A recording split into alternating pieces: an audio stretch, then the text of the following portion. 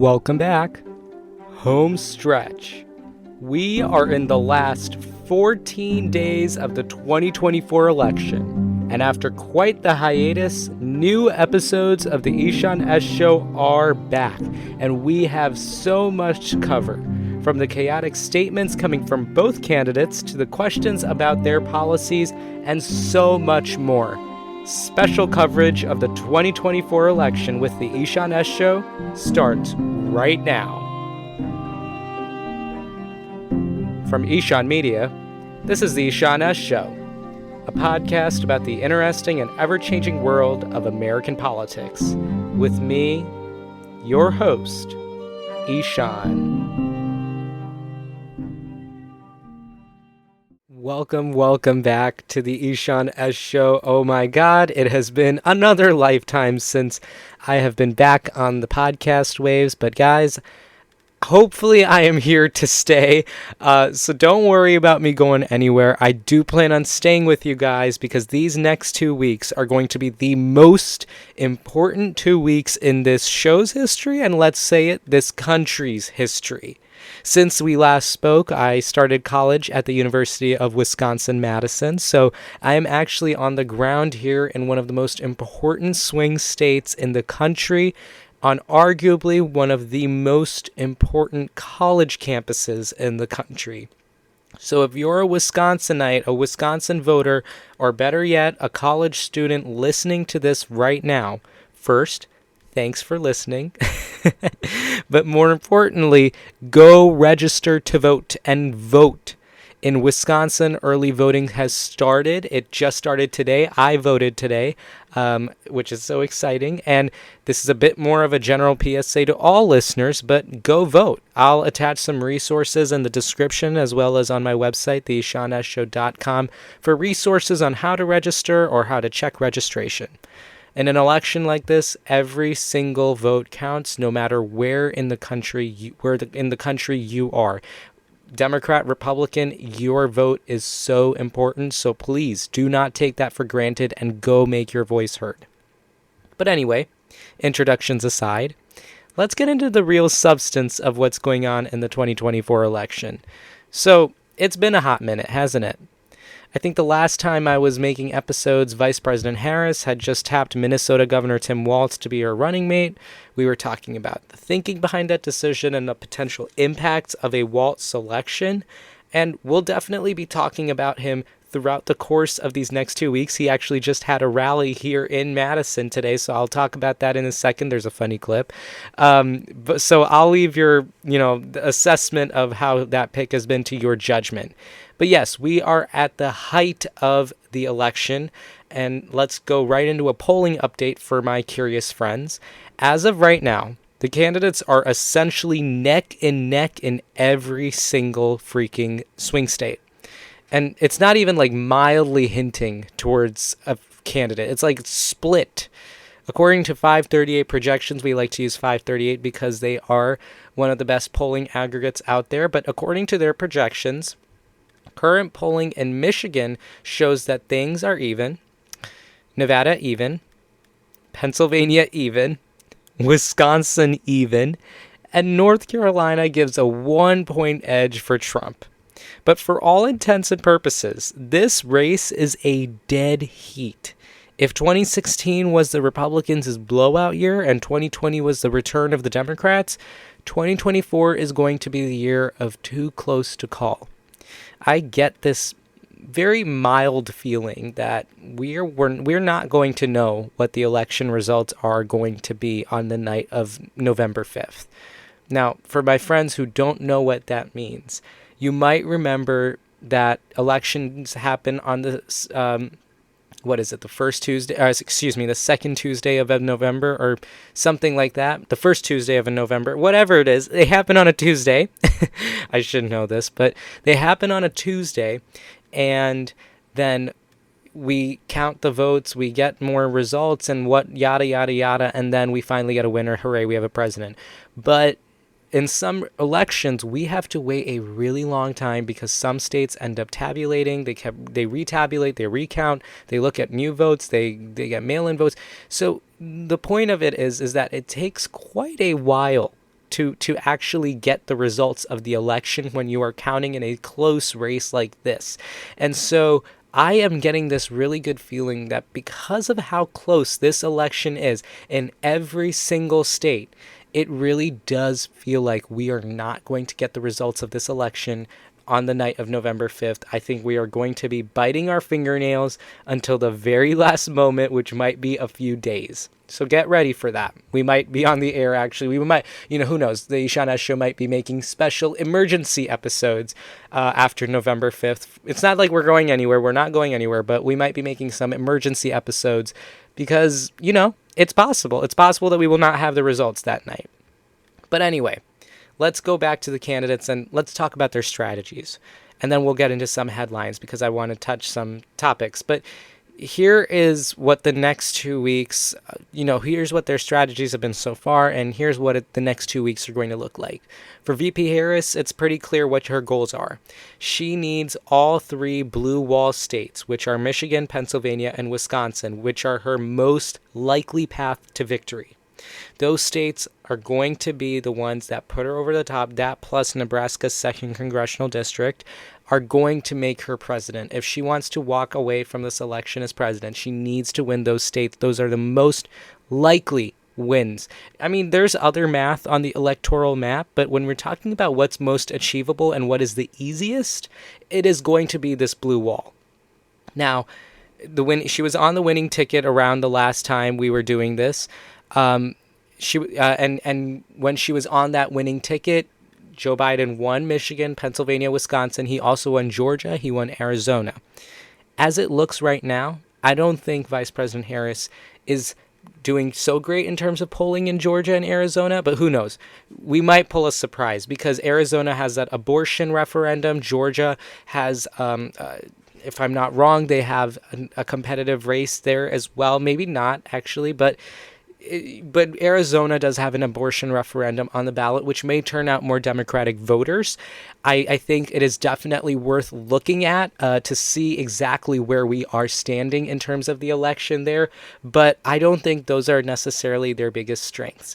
I think it is going to be squarely, it's a lot of pressure, but I think it is going to be on those 3 states, Michigan, Pennsylvania, and Wisconsin. But interestingly, today we actually just got an NBC News report that was saying that there are some concerns in the Harris campaign about Michigan. And they are saying that internal polling in Michigan is showing some somewhat concerning results.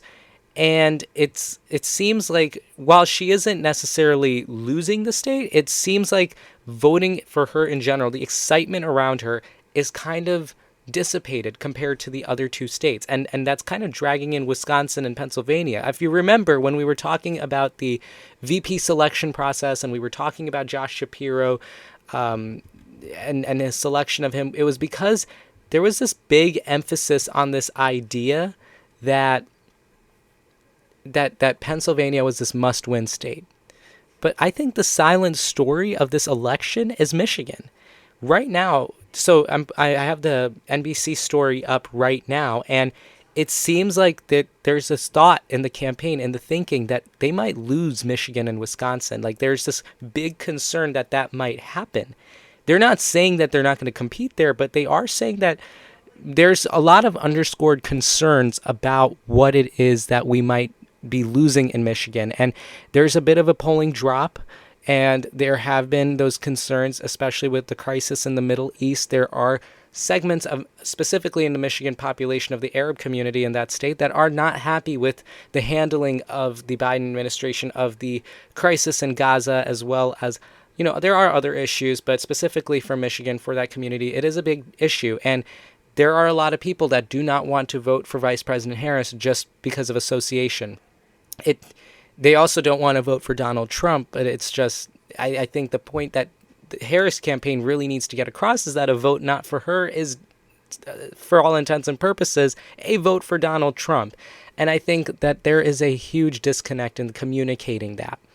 Am I going to say that the vice president's chances are over? Absolutely not, because she is still polling comfortably, comfortably in Michigan right now. She still has that three-ish point lead. There was a poll that came out that showed her with a 3-point lead. There was one that showed her even, but mostly there is a greater amount. She has a greater share, and I think Michigan is also just, of the 3 blue wall states, it seems like the most safe state, in my opinion, to go to Harris, just because if you look at the demographics of the state, you look at past voting results in Michigan in the 2022 elections, they had a complete trifecta of government control there. Governor Gretchen Whitmer won her governorship. They took control of the state Senate and the state House, which is a pretty big feat because it was the first time in decades that they had universal control like that. But also they have a competitive Senate election in Michigan this year, which is also a pretty big deal. So I think there is that talk about Michigan being somewhat of an iffy state, but I would not completely count it out. I think we can definitely see some possibility for Michigan to surprise us, and maybe Harris wins by an even bigger margin than Biden did. Who knows? But that is what it looks like over there. And then I also want to talk about the Trump strategy. Right now, President Trump is running up numbers right now. There is more interesting clips that we are getting of him these days. I think, obviously, it's Donald Trump, so it's not like we're strangers to the odd statements that he does make. But he's definitely running up numbers. I think you guys might have seen the political stunt that he had at McDonald's the other day. He was working a McDonald's drive-thru. I remember seeing that and thinking, geez, what? I don't know what's going on here. But there was the McDonald's drive-thru stunt, and he really tried to make this effort to, I guess, connect with people. It was also a jab at Vice President Harris because she said she worked at McDonald's, and there's this stupid conspiracy that's going around on like Twitter and stuff where they're saying she never worked for McDonald's. She did, and it's not like McDonald's has records on Kamala Harris from like 1990 or something. Like, she said she worked there, and I'll believe it. But Donald Trump and his group seem to really reject this notion. It's become a very defining issue of their campaign to say that she didn't work at McDonald's. Not sure why, but they're talking about that. And Donald Trump went to work at this drive-thru, maybe to stick it to Harris and be like, "Oh, look, I actually worked." I know there was this one quote where he was like, "I worked 15 more minutes at McDonald's than Kamala Harris did." I don't know where that came from, but yeah, he's been doing those types of little mini stunts here and there. He just had a rally actually with Tulsi Gabbard earlier today, where Tulsi Gabbard, a former Democrat who really was not a fan of the Democratic Party when she was a Democrat, but when she just said she switched to the Republican Party, so he had that. And Harris has been campaigning with Liz Cheney, so both candidates are trying to make that effort to get the other side. They're trying to get disaffected voters from the other side and moderate voters. I don't know if Liz Cheney and Tulsi Gabbard are necessarily the types of people to speak to moderate voters, but who knows? There are a lot of people that vote for RFK right now, so maybe they're trying to go for those people. Who knows? But that is what the Trump strategy is right now. They are really trying to keep things a little more tight. They are trying to go for those stunts. They're trying to get that media attention. Harris has been trying to do more retail campaigning, rallies, and she's trying to have those more one-on-one events, smaller, more intimate events with voters. But both candidates are in that really stretchy time of the election. I know this is like my favorite time of any election because it's fun to see both candidates do their final piece, because we are 2 weeks out now. 2 weeks from now, oh my gosh, I just realized 2 weeks from now we are going to be sitting there scared, sitting in our seats, biting our nails, counting down, because right now is around the time that polls will close in Michigan, Pennsylvania, Wisconsin. Anyway, but scary times. Anyway, that is what this election is looking like in terms of their strategies. So I just told you about the Trump update. Let's also talk about the Tim Walz update. So Tim Walz was here in Madison to speak at a rally. I was not at that rally, but there was an interesting comment made. I'll play it right now, and then I'll see you on the other side of it, and then we can talk about it a little. On that stage, jumping around, skipping like a dipshit on these things, You know it.